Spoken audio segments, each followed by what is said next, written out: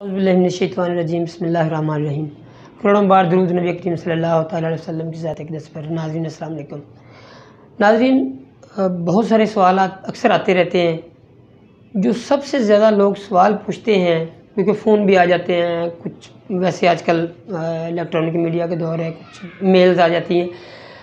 तो मैं नोट कर रहा था आज अपने कमेंट्स बॉक्स में कि बहुत सारे सवालात जो आते हैं वो हेपेटाइटिस के मुतल्लिक़ आते हैं। हेपेटाइटिस के सवालात तो खैर बहुत लंबे थे, उन्होंने कुछ चंद एक पूछे हैं, मैं आपको बता भी देता हूँ। बहुत सारे सवालात किडनीज़ के पेशेंट के आते हैं, जो शुगर और ब्लड प्रेशर के पेशेंट्स हैं उनके आते हैं। तो इस कदर एक बहुतात होती सवालों की कि सबके जवाब एक टाइम में देना बड़ा मुश्किल हो जाता है।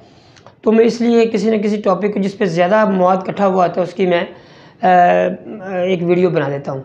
मैंने हेपेटाइटिस पे पहले भी वीडियो की हुई है, तो इसी तकरीबन मिलता जुलता टॉपिक है, मगर क्योंकि लोगों ने सवालात पूछे हैं तो मैं उसका आपको जवाब दे देता हूँ।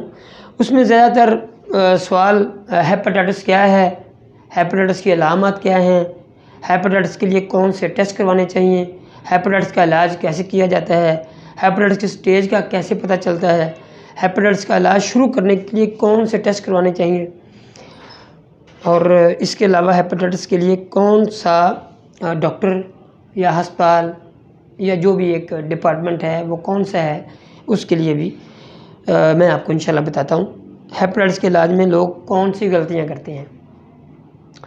तो इसके लिए मैं सबसे पहली जो बात बताना चाहूँगा इस सिलसिले में कि हमारे बहुत सारे ऐसे मरीज़ जिनकी बुनियादी सतह पे बीमारी होती है, मगर बदकिस्मती से वो किसी न किसी हकीम के या किसी होमियो डॉक्टर के या कोई ऐसा डॉक्टर जिसकी इतनी तालीम नहीं होती, छोटे लेवल के डॉक्टर होते हैं, उनके पास चले जाते हैं और वो उनको तब छोड़ते हैं जब उनकी जेब भी खाली हो चुकी होती है और वो अंदर से भी खाली हो चुके होते हैं। तब वो किसी अच्छे डॉक्टर के पास जाते हैं जहाँ पे डॉक्टर सिर्फ उनकी मैनेजमेंट कर सकता है। बाज़ का तो इलाज मुश्किल हो जाता है, बाज़ का तो नामुमकिन भी हो जाता है, और बहुत कम केसेस होते हैं जिनको रिकवरी के चांसेस होते हैं। तो इसलिए सबसे पहली बात कि किसी भी हकीम की दवाई बग़ैर अथेंटिक डॉक्टर के मेरे ख़्याल में इस्तेमाल नहीं करनी चाहिए। बहुत सारे मरीज़ ख्वार होके जब हमारे पास आते हैं तो उनके पल्ले कुछ भी नहीं होता। तो खैर आज मेरा टॉपिक, क्योंकि हेपेटाइटिस में उसी के मतलब की बात करूँगा। हेपेटाइटिस के मतलब बेसिकली हेपेटाइटिस क्या है ये तो अब सब बंदों को पता ही है, मेरे ख्याल हर बंदे को इल्म होना भी चाहिए, क्योंकि ये पाकिस्तान में इसका तकरीबन हर दूसरा तीसरा बंदा इसका मरीज़ बन चुका है। तो हेपेटाइटिस कोई पीला जिरकान भी होता है, काला भी होता है। हेपेटाइटिस बी सी अगर पॉजिटिव हो तो उसको काला जिरकान कहते हैं। सम टाइम कोई अंदर ऑब्स्ट्रक्शन हो गई हो, रुकावट हो गई हो, या आंखें वैसे पीली हो गई हों, सीरम बिलिरुबिन बढ़ गया हो। LFT एक टेस्ट है बेसिक जो करवा के पता चलता है, तो उससे उसको हम जॉन्डिस कहते हैं, जिरकान कहते हैं। उसका ट्रीटमेंट सिंपल होता है, मगर जो हेपेटाइटिस बी सी होता है इसका जरासीम हमेशा अंदर मौजूद रहता है। इसका ट्रीटमेंट सिर्फ़ और सिर्फ PCR करके किया जाता है। उसका टेस्ट नेगेटिव हो तो हम ये कह सकते हैं कि जी हेपेटाइटिस के असरात अब इस पर ज़्यादा नमूदार नहीं होंगे। बाद लोग ये समझते हैं कि उसका LFT करवा लेते हैं या हेपेटाइटिस बी सी टेस्ट करवा लेते हैं, उसका पॉजिटिव या नेगेटिव, और उसकी वैल्यू जब काउंट करते हैं तो उसकी वैल्यू कम करने के लिए इलाज मुआलजा शुरू कर देते हैं। हालांकि ये बिल्कुल गलत है। हेपेटाइटिस बी सी पॉजिटिव हो तो आगे उसका एक PCR टेस्ट होता है, उसकी भी वैल्यू निकाली जाती है, एक ख़ास वैल्यू से इलाज शुरू होता है। कुछ लोग B या C पॉजिटिव आ गया तो इलाज शुरू कर देते हैं, ये छोटे लेवल के डॉक्टर हैं।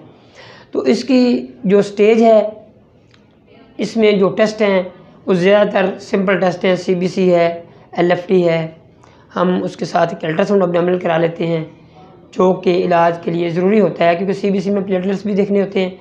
हेपेटाइटिस बी सी के साथ जो CBC है उसमें खून की मकदार भी देखनी होती है। क्या जो मेडिसिन देंगे हेपेटाइटिस की डॉक्टर वो उस पर असर करने के बजाय उसको नुकसान ना दें, लिहाजा अल्ट्रासाउंड में जिगर की पोजीशन भी पता करनी ज़रूरी होती है। तो इसलिए ये 2-4 सवाल, 1-2 और हैं, मैं बता देता हूँ। हेपेटाइटिस के लिए कौन से डॉक्टर या अस्पताल का रुख करना चाहिए। अब तकरीबन हर सरकारी अस्पताल में जो हेपेटाइटिस का इलाज हो रहा है, टेस्ट भी मुफ्त हैं और दवाइयाँ भी मुफ्त हैं। आप किसी भी सिविल अस्पताल में, मकामी अस्पताल में जाके आप इलाज करवा सकते हैं। अब बल्कि कुछ प्राइवेट अस्पताल सेहत कार्ड पे भी कर रहे हैं इलाज, आप सेहत कार्ड पे भी करवा सकते हैं। मगर आपने हेपेटाइटिस इलाज के लिए हमेशा ऑथेंटिक स्पेशलिस्ट डॉक्टर का इंतखाब करना है और वो सरकारी अस्पतालों में मौजूद होते हैं। सेहत कार्ड वाले अस्पतालों में भी जा सकते हैं, मगर किसी नीम हकीम के पास जाने की ज़रूरत नहीं है, किसी होमियो के पास जाने की ज़रूरत नहीं है, और किसी छोटे आम जो गली मोहल्ले के डॉक्टर हैं वो नज़ला ज़ुकाम बुखार खांसी की दवाई ज़रूर दे सकते हैं, मगर हेपेटाइटिस का इलाज वो नहीं कर सकते। लिहाजा इसके लिए ख़ास तौर पर ज़हन में रखें, क्योंकि ये इलाज फ्री है। आप कभी भी गफलत ना करें, आप हमेशा आप अच्छे डॉक्टर या अच्छे अस्पताल में जाएँ, किसी भी सरकारी अस्पताल में चले जाएँ। लाहौर में बेशुमार डॉक्टर हैं, बल्कि अब मुकामी हर अस्पताल में दवाइयाँ मौजूद हैं, टेस्ट भी मौजूद हैं। हेपेटाइटिस के इलाज में कौन सी गलतियाँ की जाती हैं, मैंने खैर आपको जिक्र कर भी दिया, दोबारा बता देता हूँ। किसी हकीम के पास जाना बहुत बड़ी गलती है। लेट करना इसका इलाज बहुत बड़ी गलती है। इसके लिए ख़ुद से अपने आप सोच लेना कि जी पानी ज़्यादा पिएंगे, गंडेरियाँ चूपेंगे, जूस पिएंगे, इस तरह की, ये एक ख़ास किस्म का इलाज है, ख़ास किस्म की नौइयत है इलाज की, जो डॉक्टर एवेल्यूएट करके टेस्टों की बुनियाद पे आपको इलाज मुआवजा प्रोवाइड करते हैं। तो कभी गलती ना करें।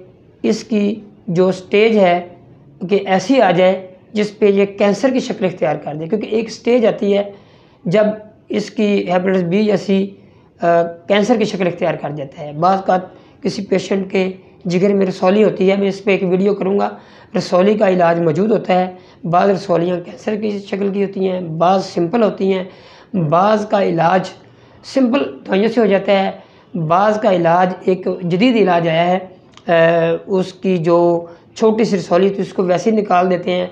वो बड़ा ही सिंपल और सादा इलाज है। वो तकरीबन अब सिंध में भी हो रहा है, अब पंजाब में भी आ रहा है। तो जो रसौली है उसकी नौइयत मालूम करने के बाद इसको बड़े अच्छे तरीके से हैंडल किया जा सकता है।